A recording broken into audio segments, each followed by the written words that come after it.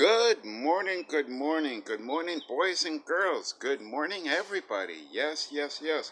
This is Coach Celestino, English speaking Coach Celestino. Approximately 1 year and a half ago, I was offered a position to work in a really nice school. And basically, they contacted me because I'm an English speaking coach. I am an English speaking coach.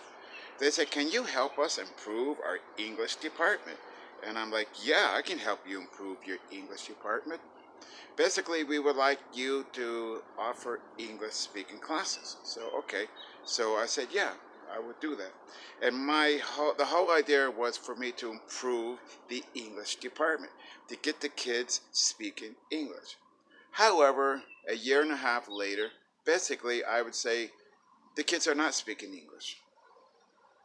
There's really little or no improvement in the English department. There might be many reasons why. We're dealing with kids. Nowadays, to be a teacher, professor, or coach in a school, you have to be a social worker, a psychologist, special education teacher, and all these specialized things. Because kids come to school with many issues. I had many issues too when I was a student in school. So no, not necessarily the fault of the kids. But what's the main reason the kids are not speaking English according to my standards? They simply don't want to. I would say, and I'm probably being good about saying this, I would say that 90% of the students or my participants basically don't care about speaking English. They don't see the need of speaking English. And also, many of the parents don't help. My experience, when the parents have a little bit of English, or at least they try to motivate their child to speak English, these children will start speaking English. They may not speak English grammatically correct. They may not pronounce all the words correctly, but that's okay. I always tell my participants, it's okay if you make grammar mistakes while speaking. It's okay if you don't know exactly the exact word to use, or if you have problems with pronunciation, but just speak. How do we learn anyway? We don't learn by textbooks. We don't, well, yeah, you can, but that's not the real way of learning. The real way of learning is by doing. For example, I could read an entire Betty Crocker cookbook. Betty Crocker was a famous lady who put together a really great cookbook for the 1950s and 60s and 70s when I was young. But just reading the cookbook and reading about the recipes, I'm not going to learn how to cook.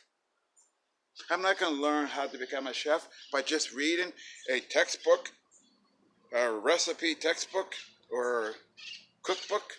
No. How do you learn how to cook? You learn by doing. You learn by going into the kitchen and preparing the ingredients and cooking them. How do I learn how to make a cake? By making the cake, not reading about it, not watching a video about it, although they help, but how do I learn? By doing. And what's the best way of learning? Making mistakes. The first time I ever made a pizza, a complete homemade pizza, it was awful. It was burnt. It tasted horrible. We ate it, but holy cow. So the next time I made a pizza, it got a little better and better and better. Occasionally I had a bad pizza once in a while, but we learn by doing, and that's the whole problem. The participants don't want to do the work. So I failed.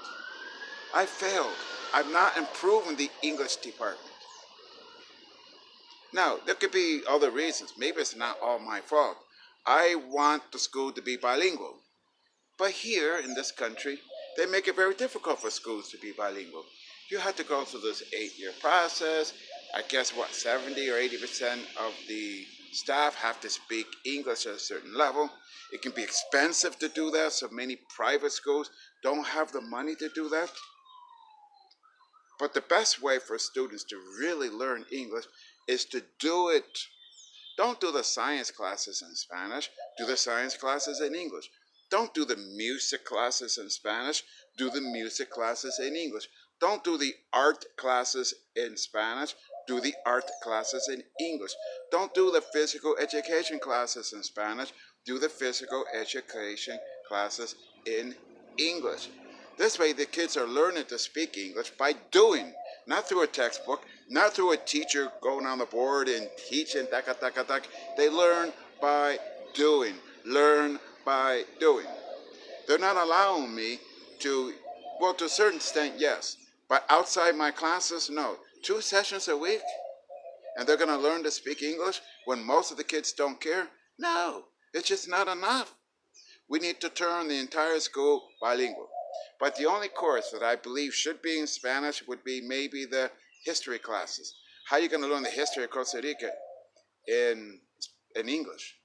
And of course, they continue having their Spanish classes. Now, I'm not a perfect English speaker. I actually have my issues too. I grew up with a speech impediment. I couldn't speak English when I was a kid. I actually had to see a therapist for 3 years who taught me how to speak English, not by textbook, never used a textbook, not by showing me on the board. She taught me by doing. She would have me repeat, and she'd have me open my mouth. She'd have me doing breathing exercises, and I learned to speak English correctly. So, what do you think? Give me your opinion. En pura vida, ciao ciao. And a boom boom pow.